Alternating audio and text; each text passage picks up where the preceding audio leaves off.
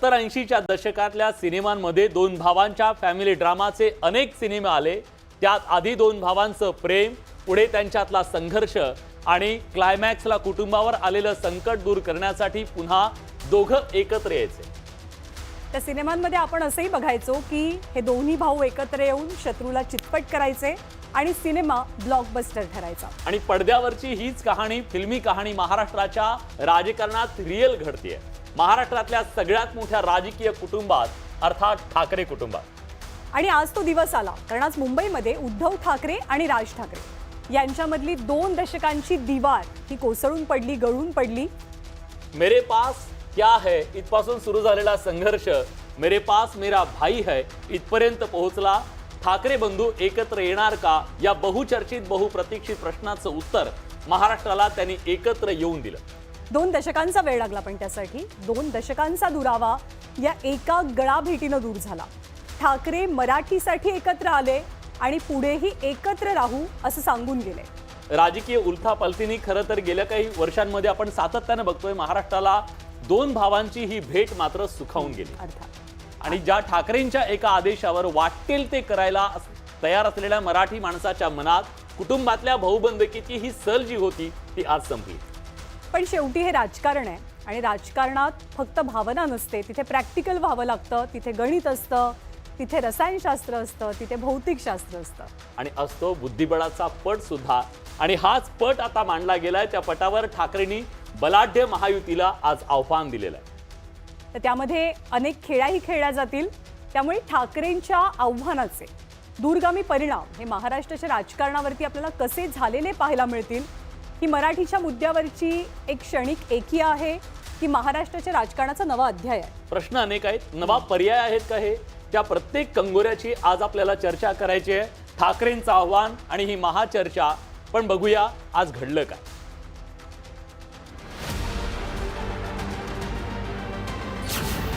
अखेर ठाकरे बंधूंची राजकीय एकी, ही मराठीसाठीची एकजूट ही कायम राहावी।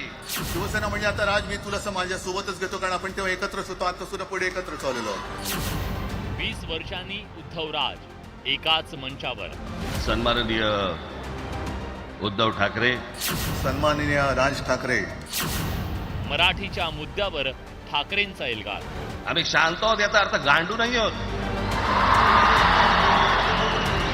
आंदोलन करत असेल आणि त्याला जर का तुम्ही गुंड म्हणत असाल तर आम्ही गुंड आहोत। ठाकरे ब्रँडचा ग्रँड विजय जल्लोष। पण जर जास्ती नाटकं केली तर कानाखाली आवाज काढलाच पाहिजे तुम्ही।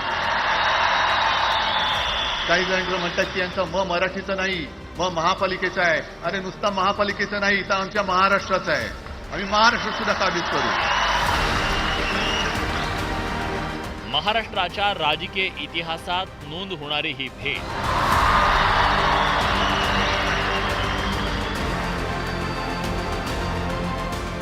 उद्धव ठाकरे आणि राज ठाकरे हे दोघे भाऊ, पण या दोन भावांच्या राजकीय भेटीला 19 वर्ष उलटावी लागली। वांद्र्यातलं मातोश्री आणि दादरमधलं शिवतीर्थ हे 5 किलोमीटरचं अंतर शनिवारी अखेर मिटलं। राज ठाकरे आणि उद्धव ठाकरेंचं अखेर मराठीच्या मुद्द्यावर मनोमिलन झालं। या बहुप्रतीक्षित बंधू भेटीचे साक्षीदार होण्यासाठी हजारो मराठी प्रेमींनी वरळीच्या NSCI डोममध्ये गर्दी केली।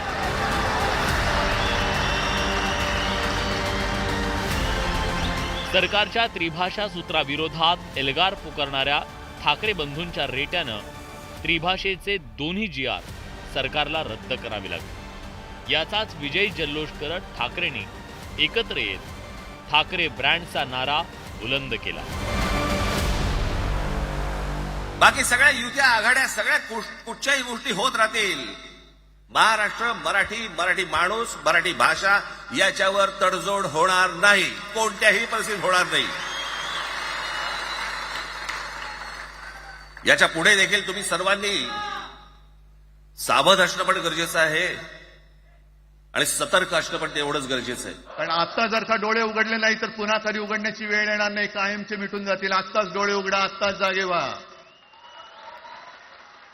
आणि आता आलेली जाग जर का जाणार असेल तर मग मात्र स्वतःला मराठी आईची मुलं म्हणू नका, अजिबात म्हणू नका. आणि शिवसेना प्रमुखांनी जे काही शिकवलं, एक तर कोणावर अन्याय करू नका, पण तुमच्या अंगावर जर का कोणी हात उगारला तो हात जागेवरती ठेवू नका. सरकारच्या हिंदी धोरणावर प्रहार करत राज आणि उद्धव ठाकरेंनी सरकारवर टीकेचे ओरखडे ओढले. महाराष्ट्रात प्रयोग करून पाहिला तरी दक्षिणेची राज्य तर हिंग लावून विचारत नाही त्यांना. पण महाराष्ट्र ज्या वेळेला पेटून उठतो त्यावेळेला काय घडतं आणि काय होतं हे आज राज्यकर्त्यांना समजलं असेल. त्याशिवाय का माघार घेतली? त्याच्यानंतर आता नवीन एक तुमनं काढलं, 1 नेशन 1 इलेक्शन. म्हणजे हळुवारपणाने हे सगळं काही एक एक एक करत हिंदी, हिंदू, हिंदुस्तान, हिंदू आणि हिंदुस्तान मान्य आहे, पण हिंदीची सक्ती आम्हाला मान्य नाही. तुम्ही कितीही कमिट्या करा, हिंदीची सक्ती तुमचे 7 पिढ्या उतरल्या तरी आम्ही लावू देत नाही.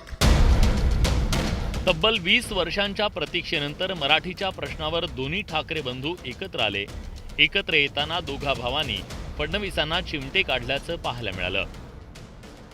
आज जवळपास 20 वर्षानंतर मी आणि उद्धव आम्ही एका व्यासपीठावरती आज येतो आहोत.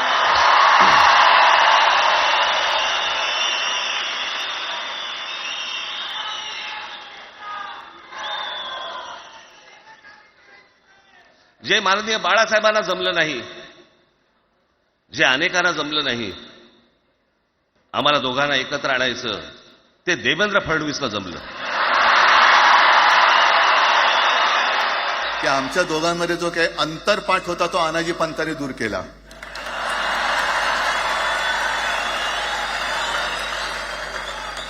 आता अक्षता टाकण्याची काय तुमच्याकडनं अपेक्षा नाहीये. सरकारनं त्रिभाषा भाषेचा GR केल्यामुळे ठाकरे बंधूंचा संयुक्त मोर्चा रद्द झाला, पण विजयी जल्लोष मेळाव्यात दोघे भाऊ एकत्र आले. पण फक्त आताच नव्हे तर भविष्यातही एकत्र राहण्याचे स्पष्ट संकेत दोन्ही भावांनी दिले. पुढे पुढे काय काय गोष्टी घडतील, काय काय गोष्टी होतील कल्पना नाही, परंतु मला असं वाटतं की ही मराठीसाठीची एकजूट ही कायम राहावी आणि महाराष्ट्रामध्ये माननीय बाळासाहेबांचं जे स्वप्न होतं ते पुन्हा साकारावं अशी एक आशा, अपेक्षा आणि इच्छा व्यक्त करतो. शिवसेना म्हणजे आता राज, मी तुला असं माझ्या सोबतच घेतो, कारण आपण तेव्हा एकत्रच होतो, आता सुद्धा पुढे एकत्र चाललेलो आहोत. म्हणजे आम्ही एकत्र येणार, आल्यानंतर निवडणुकीपर्यंत एकत्र राहतील का? सत्ता प्राप्ती, काही जण म्हणतात की यांचा मराठीचा नाही, महापालिकेचा आहे. अरे नुसता महापालिकेचा नाही, तर आमच्या महाराष्ट्राचा आहे. आम्ही महाराष्ट्र सुद्धा काबीज करू.